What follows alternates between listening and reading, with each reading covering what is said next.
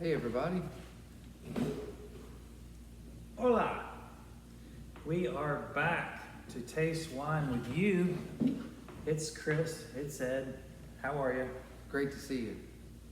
Man, it really is, but we can't see him.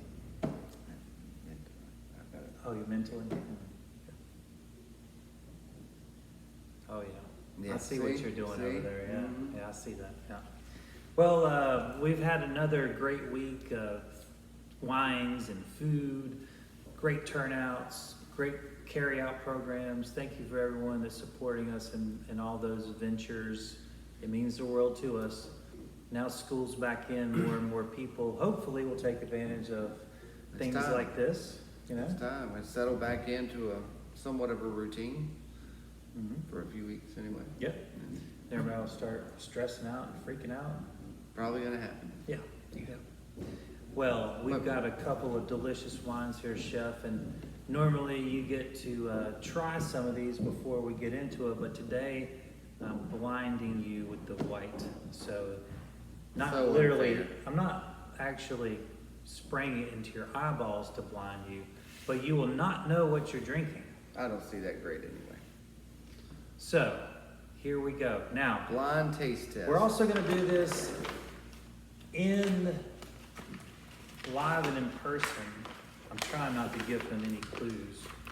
This is, I will say this, it's, even though it might look like it, this is not Mad Dog 2020. So you can When I mark see that a on the brown bag with a lid, I'm thinking straight Yeah. liquor.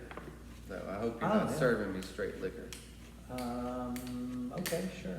Cause So I will say this grape is a famous grape, and Chris has had it before. thank you. So we're going to talk about this, and then after we discover what it is, you can decide what are you going to pair it with, since you don't really know until you try this. So here we go, this beautiful, I would say it's a golden yellow. It's a little bit hard to tell on our screen down here in the dark confines of Tyler's wine cellar here, the barrel room.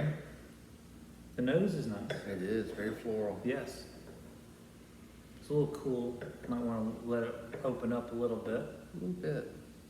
But it is it is nice, clean. It is a sound wine. It's got a great nose. Mm-hmm. Mm. Finish a little flat. This is not what I would consider an intense wine by any means. But it is a delicious wine. So this is a wine that you would probably, would be a porch sipper.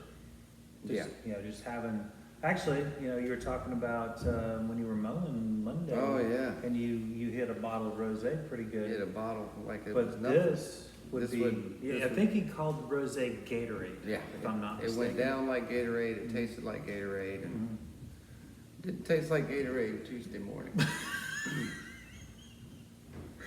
Yeah, I think that splitting head was not Gatorade. And well, then there was the blending, which, you know, never a great idea. Mm. Very floral and fruity tropical flavors here. Good texture, good weight to it.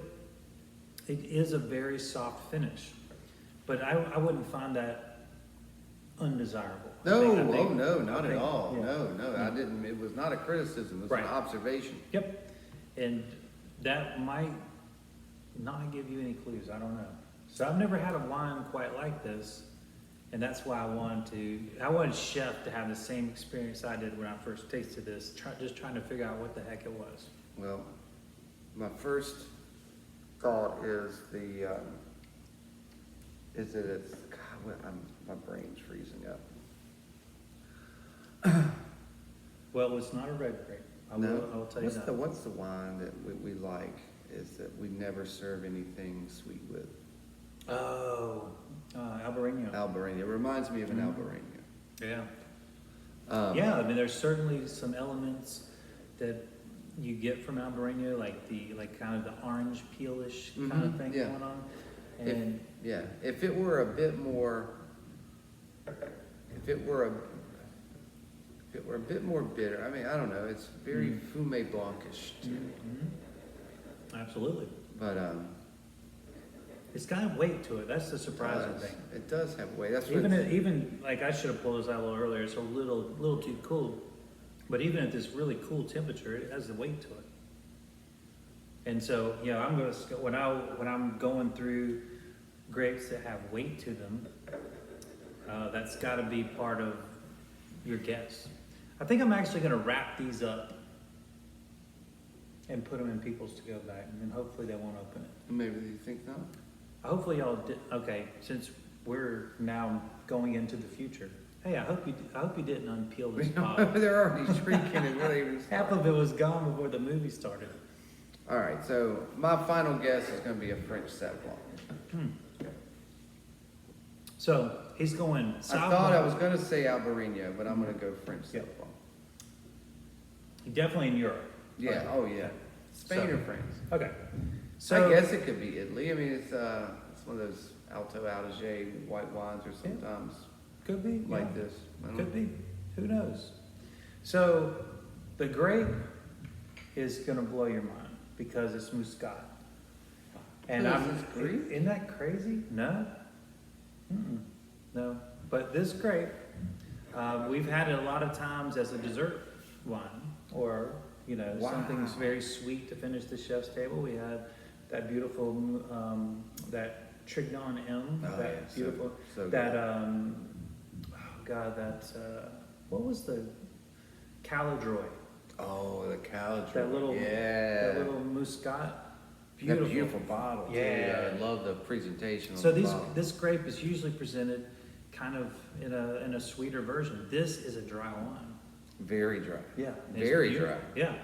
Who would ever thought we'd be sitting there slugging it like this? That would have been my last guess in the world. Because the sweet stuff, you can just take little baby sips in between, like your creme brulee or your. Well, I don't mean this the wrong way, but when I think of Muscat, I don't think of something that's refined. Right. Yeah. I mean, I'm sorry, I don't. Hey, I'm with you, man. I thought you'd get a kick out of that. That is crazy. Now the real kicker, well, maybe just to pile on, I guess. Right? The country. No one's going to get this. Nobody.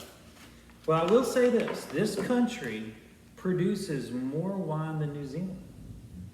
And you think how many New Zealand wines we know Oh, about? God, the whole country's under vine. No, I mean, we love New Zealand wines. We know that you go into a grocery store, there's tons of New Zealand wines, but you won't find any from this country.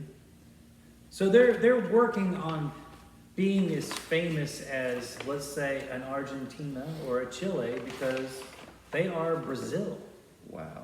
And so I wanted to have some fun with Chef at his expense, of course, but he wins because he gets to I drink was it. gonna say, it's a win-win scenario. That's right. I get to learn about this Yeah, eclectic wine, and yeah. I get to drink. This is the Macaw line from Pliny. There actually are. There's Macaw. yeah, right. There's a ton of winemaking going on in Brazil. We just aren't knowledgeable on it yet. Now, is that because they keep it all for themselves, or is the export market different than, like, they're not really they're drinking a looking lot of for it. us? Yeah, but over the last 5-6 years, they're starting to push towards exporting and marketing outside of their continent for sure.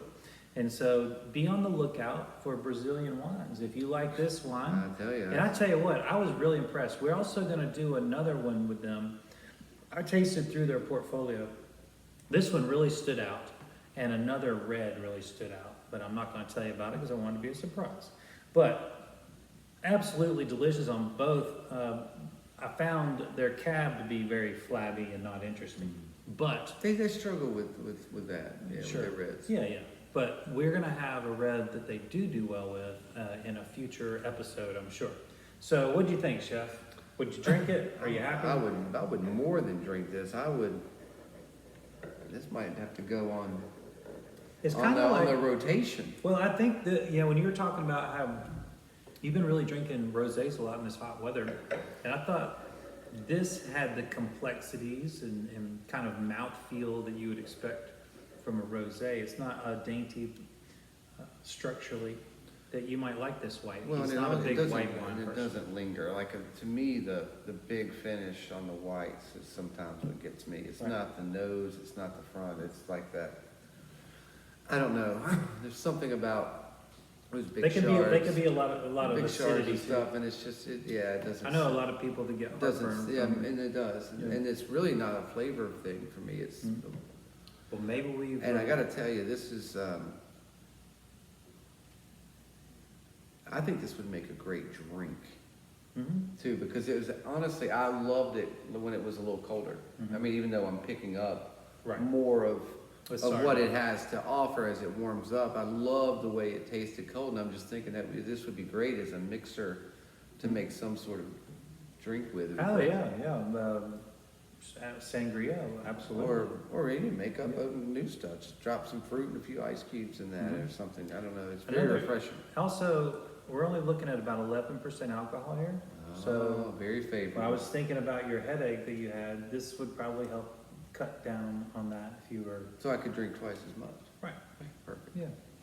As long as you don't cut your toes off out there mowing. I don't drink one before or during yard work. Only after. So that's what I've been doing wrong? Yeah.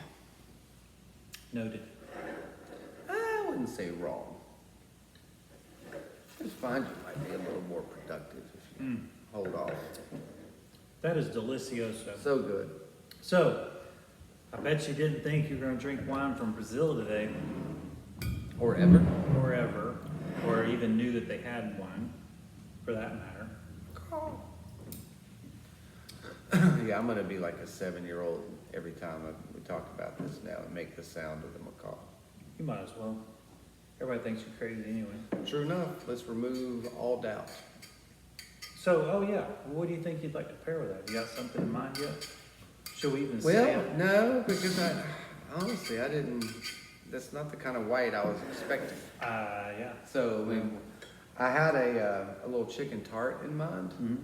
but it may be too rich for that. So we may go cheese. Yeah. I think we're gonna go pick a cheese with Well, this. whatever's in your box, I know it's delicious. Well, we've got some good ones in there. Got some more of the barely buzzed stuff Mhm. and some stuff from the Beehive Creamery. Also have a little prodigal cheese up there. Got some fresh mozz in today from Charlotte, Luciana. Ooh. So maybe You a know little I'm a fan of tomato mozz with this. I don't know if y'all can see. That is what you call a well stained cork right there. That is pretty. So we have some fans of Malbec that are regulars here. And so I thought I'd introduce them to a French Malbec, where Malbec originated from, even though everyone expects it, you know, when they think of Malbec now, everybody, let's be honest, they think of Argentina. Of course, Because they do a great job with it. They produce gobs of it. at a high level. Absolutely. So Malbec's kind of been pushed aside for the most part in France. Smells like tobacco. Yeah, isn't it? Yeah. Crazy. So that nice dark color that we got on this cork is from this dark grape. And so we're in the Cahors region. This is about, Thank you. it's east of Bordeaux and about halfway between, if you think about way France kind of connects with Spain, it's like right in the middle. So it's kind of half influenced by the Atlantic and half influenced by the Mediterranean. So they're getting kind of a continental, because they're about 100 miles inland climate. They're also getting the Mediterranean influence and the Atlantic influence. So 3 different things are happening in this area. The main thing Competing. is, and the main thing is they have much lower rainfall. If you think about Argentina and Malbec and why it does so well, Argentina doesn't get much rain. Most of their vineyards are irrigated from alluvial streams from the mountains. They maybe get 2 to 4 inches of rain in these areas, and they can feed water to the vines just enough to make them struggle, to make them delicious. The more the vines struggle, the more delicious the wine is in the end. It also, with that method, getting the runoff, it's also the best kind of water. Oh, You're not getting set. The plants, the vines themselves aren't getting pummeled with rain. Right. Just the rootstock is getting what it needs, so you don't have the winds and the overcast and all the horrible things that you can't fight off with natural rain. But boy, and all the nutrients and that snowfall melt too. I mean, just they got a lot going on. So in the same kind of light of that, this is a far less rainfall than in Bordeaux. So obviously the lack of water is ultimately good for us. It makes the vine struggle a little bit. With the less water there is for the vine, the less dilution inside the grape. So there's more flavors than water. And that's the thing that we always talk about here that we worry about, because our harvesting season here happens to fall in the middle of hurricane season, and a lot of rain. Yeah, a lot of rain that destroys the grapes. Even if it's not the wind and the hail, it's the fact that the vines are sucking up all that water, and the grapes they can burst at times, or they're just so diluted that you can't extract a great intense wine out of it. And disease really flourishes in a wet environment as well. So I mean, the more arid your climate, the less likely you are to have to fight a myriad of things that attack grapevines. So really water and damp environment. It's like a breeding ground for all these things. You have to fight constantly. So it just eliminates half your stress right there. So really, really, really dark in the glass, which we like from our Malbecs, and this is going to. It's really opening up. Yeah. There's a beautiful blue fruit here, and there's some vegetality. Vegetality for sure. And it's almost. This is gonna sound weird. It's like smoked vegetables. I get it. With the richer vegetables, like mushroom and eggplant and that sort of thing. Yeah. I know that's I get it. odd, but that's what. You call it like you see it, Chef, or like you smell it. Smells like wine. On the palate, incredibly silky smooth, easy breezy, but then right when you swallow, there's that beautiful soft tan, just totally integrated with the wine, well hidden, and there's some alcohol in there. Yeah, but it's not.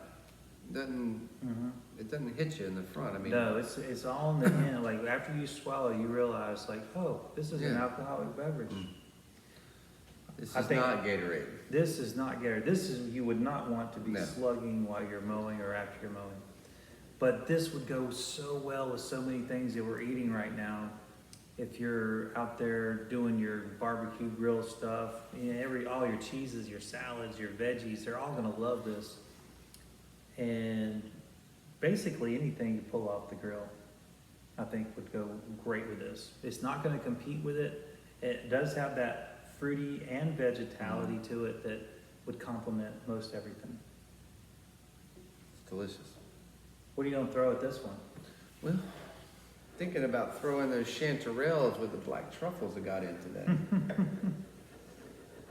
So we're gonna charge double this week for their packets? Not for this group. Y'all are spoiled. That's how we like it. Well, I love this style. This is, it has this sense that it's been aged, 15 years. It's just so integrated, all the flavors are melded together. A lot of times you don't get that from wines this young.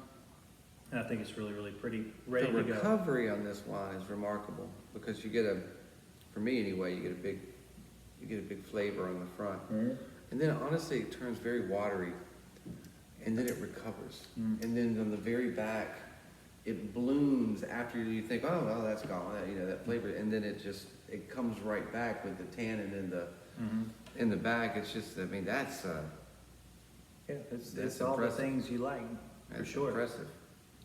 Yeah, I think this would also just go great with a light pasta too.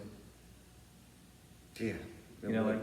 Just something where you just want to have something really light, just some diced tomato, not tomato sauce. Just maybe some fresh herbs, mushrooms. That'd be lovely.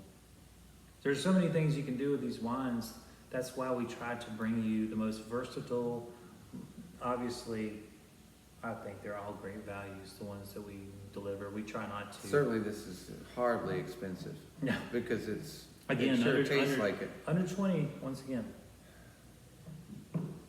Sure doesn't taste like it. Mm-mm. Anybody would love that. And it's really opening up even more. Yeah. It really is. I'm actually getting, I was getting mostly like the darker fruits, but I'm starting to peel some red out of there. I wanted to say cherry early on, but it's a very light cherry. It's not what Yeah. you would think of a ripe. It's almost like a green cherry, if that. Sure, yeah, is that- like, yeah, not quite ripe yet. Yeah. Mhm. It's really nice. We are blessed. Cheers. Cheers. Cheers to y'all as well.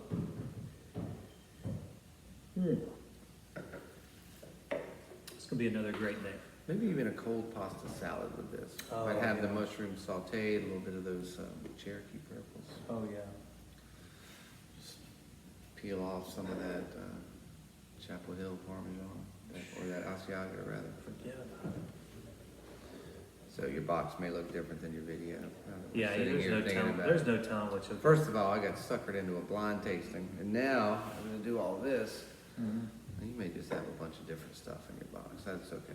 Well, I thought it'd be fun to just see a reaction. You know, usually Chris and I taste these wines before we sit down with you, and we obviously make the food pairings to go along with it. And so this one I kind of blindsided him, but he's It's a good fun. sport. Yeah, it's great.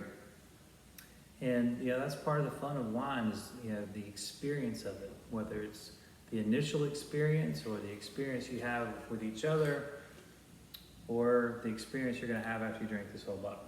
Which is going to be outstanding. It's going to be an outstanding experience. All right, everybody, we appreciate you spending some time with us. Keep us in mind for anything to go.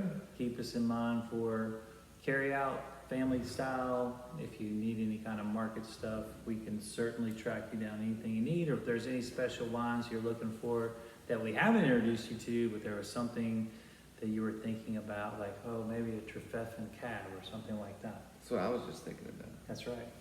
So anything you need, you just give us a holler. We'll track it down, and we're happy to get it for you. Be safe out there. Take care. Thank you again. Enjoy.